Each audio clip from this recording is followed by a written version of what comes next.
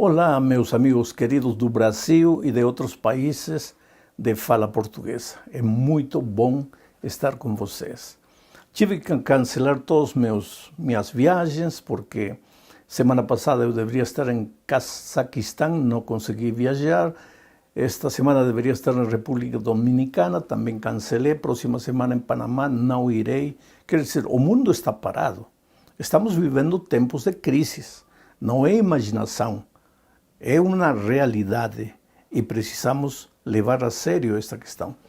No entanto, em circunstâncias assim, aparecem informações de todo tipo. Há gente que se aproveita desse momento para assustar ao povo, inclusive com a Bíblia aberta.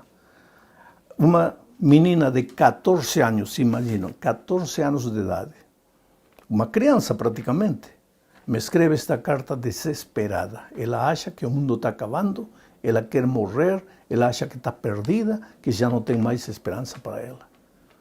Então, eu decidi abrir a palavra de Deus e ler qual é a mensagem que Deus tem para seu povo neste momento. Então, permita-me ler Marcos capítulo 4, versos 35 ao 40. Diz assim: Naquele dia, sendo já tarde, disse-lhe Jesus: passemos para outra margem. E eles, despedindo a multidão, o levaram assim como estava, no barco, e outros barcos o seguiam. Ora, levantou-se grande temporal de vento, e as ondas se arremessavam contra o barco, de modo que o mesmo já estava a encher-se de água. E Jesus estava na popa, dormindo sobre o travesseiro. Eles o despertaram e lhe disseram: Mestre, não te importa que pereçamos? E ele, despertando, repreendeu o vento e disse ao mar: Acalma-te, emudece. O vento se aquietou e fez-se grande bonança. Então lhes disse: Por que sois assim tímidos? Como é que não tendes fé? Esta história é uma história que traz lições extraordinárias para o momento que nós estamos vivendo. Aquele dia, diz o texto. Que dia? Aquele dia que Jesus apresentou as parábolas do reino, a teoria da fé. Esse mesmo dia, quando chegou a noite, ao entardecer, porque te digo uma coisa, as coisas podem ir bem, maravilhosamente bem, mas a noite chega. Assim como o dia é real, a noite também é real. E quando chega a noite, chega o frio, chega a escuridão, as trevas, e muitas vezes chega o temor e o medo. Aquele dia, durante o dia, Jesus tinha ensinado a teoria da fé. À noite, ele precisava ensinar aos discípulos a prática da fé. Porque o Evangelho não é apenas teoria. O Evangelho é teoria e prática. Você conhece intelectualmente o que Jesus diz, mas você precisa viver na vida real o que Jesus disse. Eles precisavam aprender a confiar em Deus em meio das dificuldades, em meio das provações. Aquela tempestade lá no Mar de Galileia não era uma ilusão, não era uma fantasia. Era uma tempestade real, como o problema real que o mundo está enfrentando nestes momentos.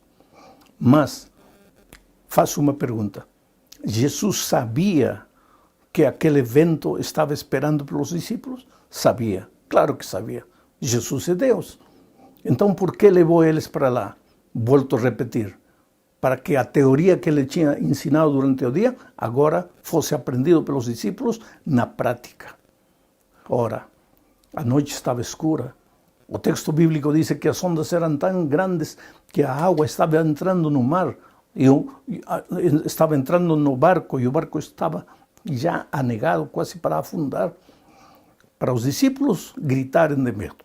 Para os discípulos buscarem o Jesus desesperados. Aquela tormenta deve ter sido muito grande, porque os discípulos eram pescadores, homens feitos no mar. Não era uma tempestade qualquer que assustaria eles. Mas aquela noite eles estavam assustados. Em meio da escuridão não sabiam o que fazer. Correram onde Jesus. E o que estava fazendo Jesus? Estava dormindo. tranquilo, como se nada acontecesse. E eles reclamaram com o mestre. Disseram: mestre, não te importa que pereçamos? Que pergunta. Como é que Jesus não vai se importar com a dor que você está vivendo? Com a dificuldade que você está vivendo? Como você acha que Jesus, neste momento, não vai se importar com o drama que o mundo está enfrentando? Claro que ele sabia. Se levantou, repreendeu ao mar, o mar se acalmou. Mas o problema dos discípulos não era a tempestade. O verdadeiro problema era a falta de fé. De manhã, durante o dia, eles tinham aprendido a teoria da fé. Quando chegou a noite, eles deveriam aprender a prática da fé e fracassaram. Todo o evangelho que conheceram ficou limitado ao aspecto teórico. Na hora da dificuldade, tudo que tinham aprendido intelectualmente não lhes serviu. Esse é o grande problema do cristianismo. Vivemos de teoria em teoria, mas a vida cristã é experiência real com Cristo. É enfrentar a vida, as circunstâncias da vida, acompanhados do Senhor Jesus. Eu quero mencionar 3 pensamentos neste momento, tirados desta história. Primeiro, por que os discípulos estavam passando aquela tormenta escura em meio da noite? Eles tinham feito alguma coisa de errado? Eles tinham desobedecido a Deus? Porque outro dia alguém me disse: está vendo, isso está acontecendo porque o mundo é um mundo desobediente. Espera, cuidado com o que você fala. Jonás, ou Jonas em português, ele passou por uma tormenta terrível porque desobedeceu. Mas os discípulos tinham desobedecido porque estavam no mar. Porque estavam justamente obedecendo o mestre. Foi o mestre que lhes disse: passemos para outro lado do mar. Eles obedeceram. E, no entanto, estavam agora enfrentando dificuldades. Quer dizer que se você desobedece, podes enfrentar as dificuldades desta vida. E se você obedece, também podes enfrentar as dificuldades da vida. Por quê? Porque vivemos um mundo de dor. Este mundo não é nosso lar. Estamos caminhando em direção do nosso verdadeiro lar, do lar do Pai, de onde nunca deveríamos ter saído. E neste mundo, pois, há enfermidade, há doença, há tristeza, há solidão, há traição, há violência e a morte. Mas Jesus nunca deixa os seus discípulos. Por que eles não deveriam ter medo aquela noite? Em primeiro lugar, porque Jesus tinha prometido que eles chegariam do outro lado do mar. ¿Acaso ele não lhes deu a ordem: vamos para o outro lado do mar? Ora, ele não disse: vamos, que vamos perecer em meio do mar. Ele disse: vamos para o outro lado do mar. Eles deveriam ter confiado que se Jesus disse que chegariam no outro lado do mar, pois eles chegariam no outro lado do mar. Lembra do Salmo 23? Que diz: mesmo que ande pelo vale da sombra e da morte, não terei medo, não terei temor nenhum. Por quê? Porque o Senhor Jesus está comigo. E é através da sombra e da morte que chegarei aos pastos verdes e às águas tranquilas. Precisamos, em momentos como este, aprender a confiar no Senhor Jesus. Eles não deveriam ter temido, porque a sua promessa era: chegaremos no outro lado do mar. Você conhece as promessas divinas? Você confia nas promessas divinas? Em segundo lugar, eles não deveriam ter medo, porque Jesus estava com eles. E se Jesus está com você, por que temer? Por que desesperar? Por que achar que agora chegou o fim do mundo e você está perdido? Por quê? Deposita em Jesus sua esperança. Claro que estamos vivendo em momentos difíceis. E claro que tudo que estamos vendo anunciam que o dia da volta de Cristo está chegando. Se lemos Mateus 24, veremos todas as sinais da volta de Cristo.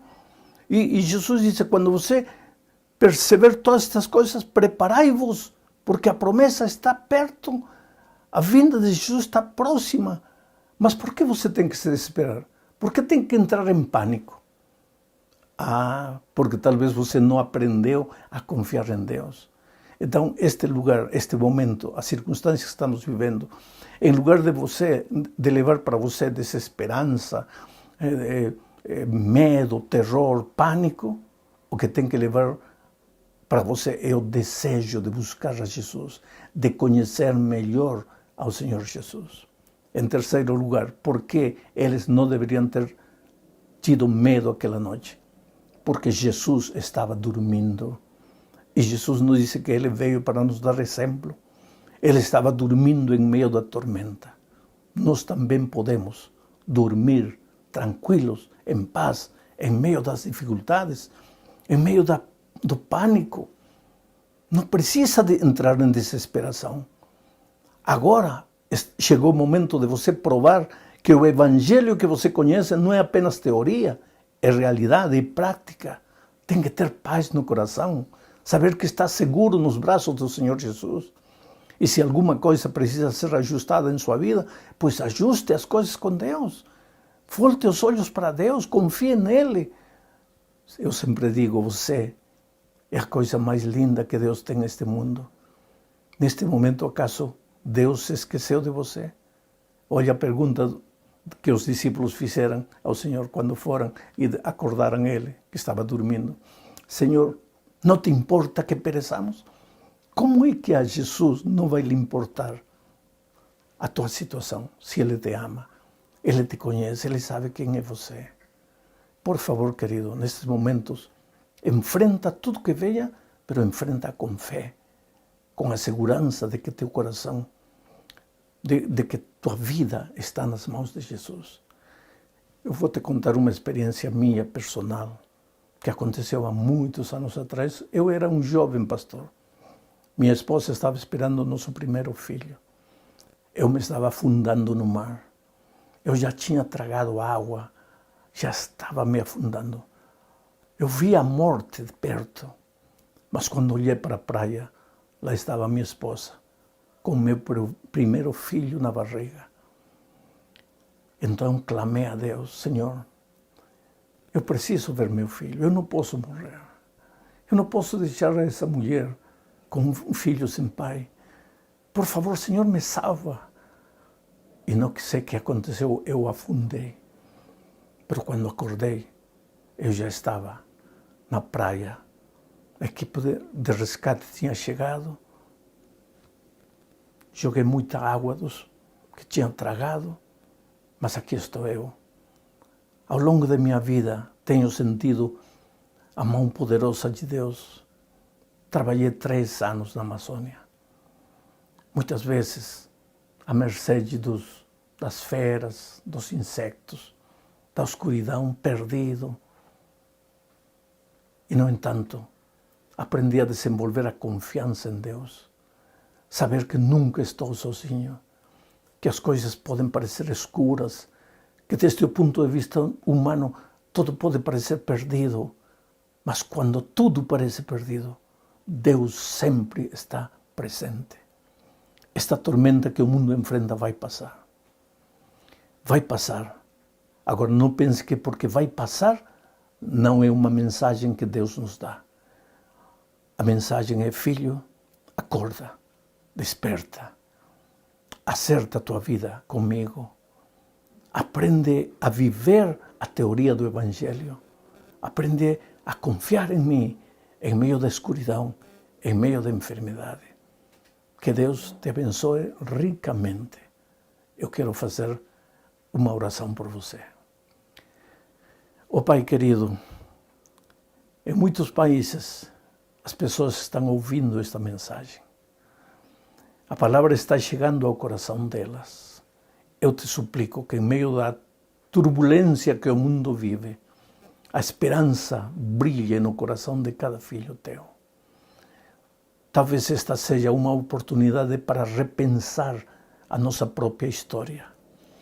Se porventura alguém que está assistindo este programa já foi membro de igreja, hoje está longe de Deus, longe da igreja. Toca esse coração e traz-lo de volta. Se alguém estava na igreja, mas estava sem vida, acomodado, vivendo a mediocridade de uma vida que não tem sentido, acorda ele, Senhor.